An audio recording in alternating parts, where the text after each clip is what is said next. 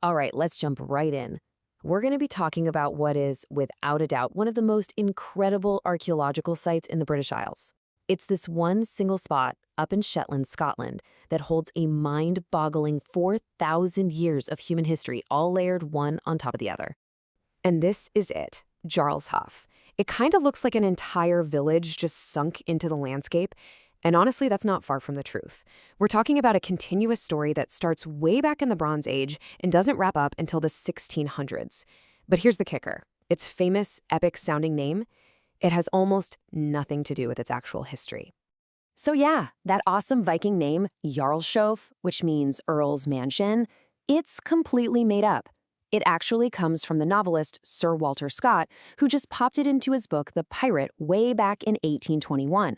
There is zero evidence that a Norse jarl, an earl, ever actually lived here. So you have to wonder, right?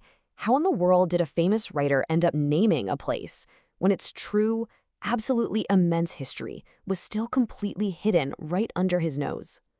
Well, when Walter Scott visited back in 1814, all he saw was what you see on the left, the ruins of a 17th century manor that was known as the Old House of Sumburg.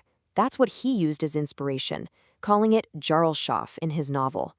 He had absolutely no idea that the entire ancient world you see on the right was lying dormant just inches beneath the sand. Now, this is where the story gets really good. The way this hidden world was finally brought to light, it wasn't some planned, careful excavation. Nope. It was an act of pure, raw, violent nature. Just try to imagine that. For hundreds of years, this entire history is sealed away, totally forgotten. Then, a massive storm just slams into the coast, rips away the shoreline, and suddenly, the stone walls of buildings nobody knew existed are just there, open to the sky. It was this violent, incredible, accidental discovery that changed everything. And that's the thing that makes Jarlshof so important. That storm didn't just uncover one old settlement, it cracked open a time capsule. It revealed layer after layer after layer of human life, creating this continuous story that stretches back 4,000 years. And this timeline just shows you how wild it is. You start with Bronze Age settlers, then you move through the Iron Age with these huge towers. Then the mysterious Picts, then the Vikings show up, and finally you get the Scottish lairds who built the very house that Scott saw. Each new group literally built their lives on top of the ruins of the people before them. So the story kicks off here, around 2500 BC. The first people here lived in these really clever, partly underground stone houses, probably to stay warm.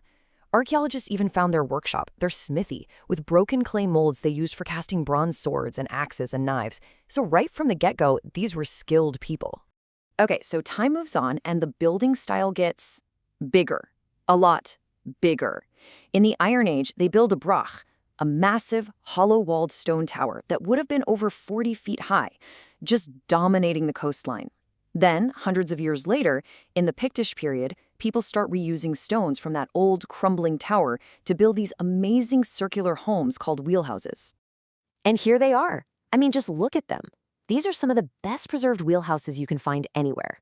You can totally see how those stone piers inside radiate out from the middle, just like the spokes of a wheel, creating these separate little living areas. It's such an ingenious and beautiful design, and it's built from the recycled ruins of the past. The Picts, they didn't leave behind giant towers, but they did leave these small, really personal clues about their lives. Things like painted pebbles with little crosses, a stone carved with their unique symbols, and these incredibly delicate bone pins.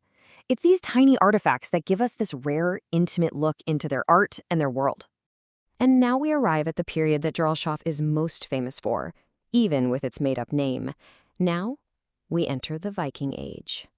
And this is really the key takeaway. If you want to understand what life was actually like for the Norse and Britain, this is the #1 spot, period.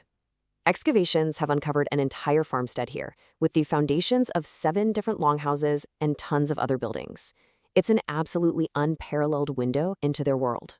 Now, I know it can be hard to look at ruins and picture a lively farm, but this recreation really helps you get a sense of it. Just imagine it. Long houses with turf roofs, the smoke from peat fires in the air, workshops, animal pens. This was a thriving, bustling community living right on the edge of the North Atlantic.